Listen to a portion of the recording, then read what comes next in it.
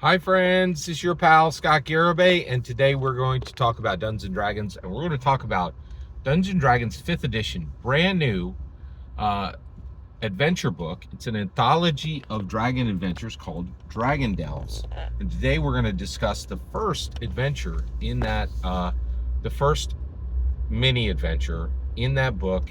We're going to talk about what it is and what we think about it. All right, okay. So, first of all, spoilers for Death at Sunset, which is the first adventure in Dragon Delves. All right. So, what is it? So, first of all, it is for level 1 characters, and it takes place in a thick elven forest. Okay, and the center of it is the red sapling grove.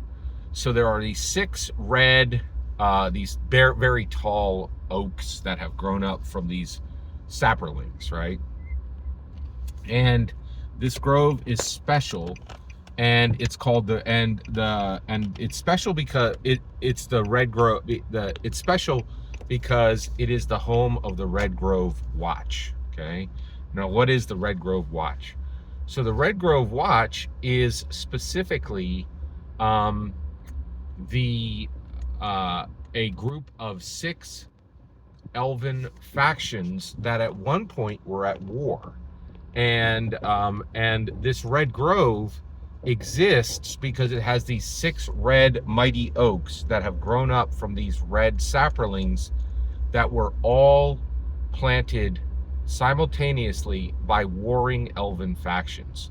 So what brought 6 warring elven factions together to create this grove all simultaneously together in peace?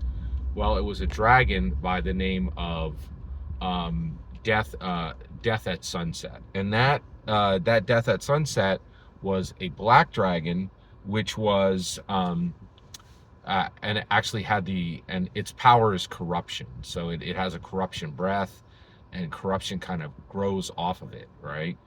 And so basically it showed up, over 100 years ago, and it just tore the area apart, killed elves from every faction, and said, you guys are silly for fighting amongst yourselves. All of you are ridiculously small and not even powerful, and I'm going to lord over all of you, and I'm going to take this area. So these 6, so they put together the Red Grove Watch, right? They each put together their greatest warriors, and they sent a team to kill Death at Sunset.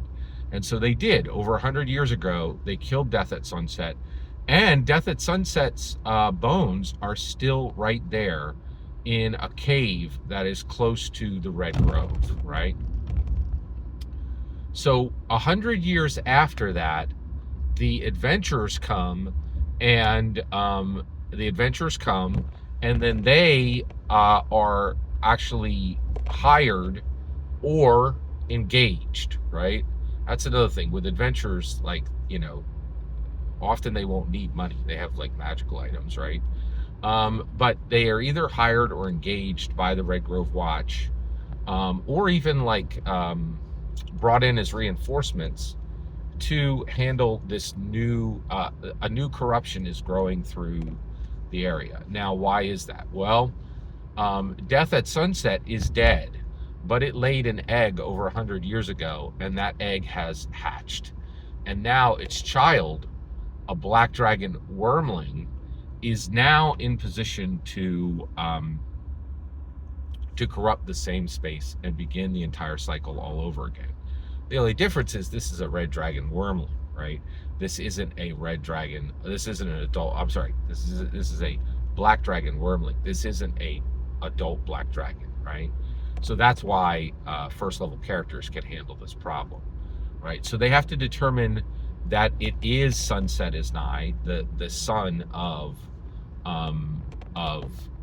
Death at Sunset, and then they have to fight this black dragon wormling and destroy this source of corruption that is threatening the Red Grove again.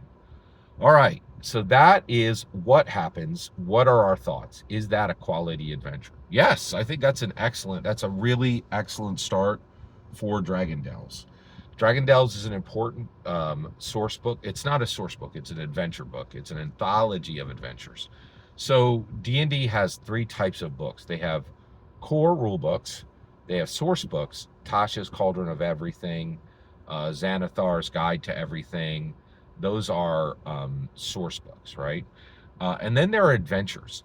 And get this, there are no setting books anymore. Setting books used to be a 4th type of Dungeons & Dragons hardback that you would get.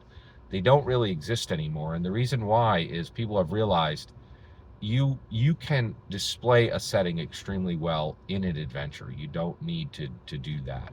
And so setting books nowadays are generally adventures, right? So setting books really don't exist within 5th edition. I think that's kind of interesting.